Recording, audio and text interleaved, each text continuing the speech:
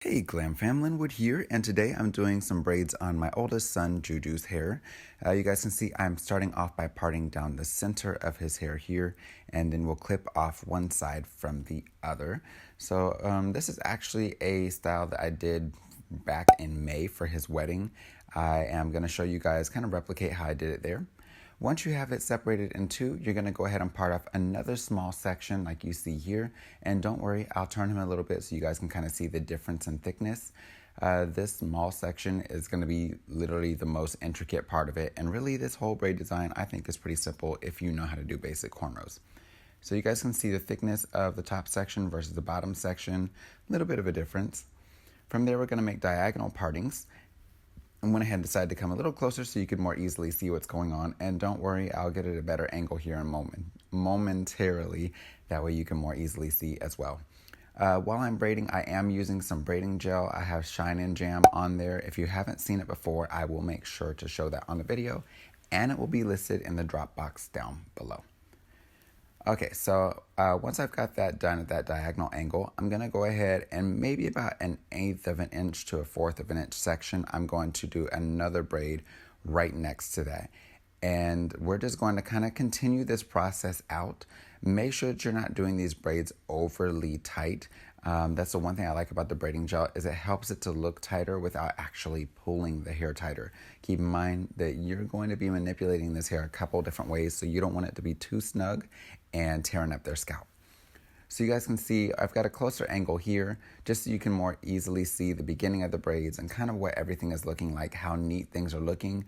Notice the scalp is not red at all. It's not looking super tight. You don't want it to be overly snug. The last thing you need is traction alopecia here. And from there, I'm just going to continue to work down this section of the head towards the back. Now, like I said, this is a pretty simple technique, so if you are a beginning level braider, it may be a little challenging just because of the partings, but the braiding itself is really easy because everything is just nothing but straight braids. So if you're new to doing braided designs, I highly recommend doing this one here. By the way, while you're watching, please check out our Instagram at GetGlamFam, and I'll also post my son Juju's Instagram. He's a tattoo artist if you're interested in his work or finding out more about our relationship with each other. It was a Shine and Jam I just showed on the screen. And from there, I'm going to go ahead and comb it through after I place it all the way around the borders of this section. This just kind of helps to clean things up, make it look smoother, give a little added hold, and give a nice shine to the hair. I love it for braiding because it helps out quite a bit with giving control and taking down flyaways and frizz. From there, I'm going to go ahead and begin cornrowing at the front of this section, and I'm going to go ahead and begin braiding back. Now, you don't want to instantly start adding in those braids that you had in there, so you guys will see me kind of pulling up and checking the distance. I'll explain to you once I get there exactly what's going on. I do like to make sure that I'm cleaning up my sections whenever I'm doing braids this large, so if it's looking different to you in terms of how I'm holding the hair and how I'm braiding, it's because I'm trying to be more precise with the pieces of hair that I'm picking up, just to give a more consistent look. You guys can see I picked up there, and I didn't like the angle it was flowing at. It looked like it would pull too tight on his hair.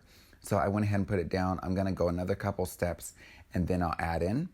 Once I do that, you'll see me braid 2 steps, and then I'll add in, and I'll keep that pattern all the way down. So if you decide to go 3 steps, add in, 2 steps, add in, 4 steps, add in, however many steps you decide to go based on the distance of your braids, stay consistent.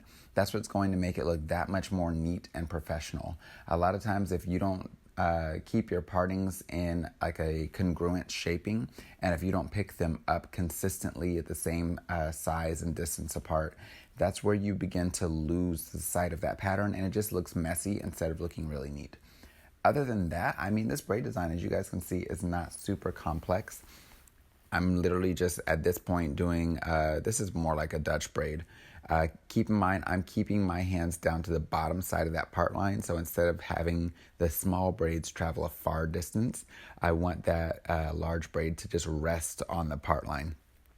Now, of course, you can position that braid wherever you like. I just like the way that this looks, especially for men's braids. You know, this is really more of an intricate design for most men these days, but, you know, Juju let me have at it, so I was down. at any rate, from there, you're going to go ahead and braid that section all the way down. And then we'll go ahead and repeat the process on the other side, which I won't show you because I don't want to waste your time and you already saw it on this side. So once you're finished, it should look about like this here. Like I said, this is actually the style that I did on his hair for his wedding in May.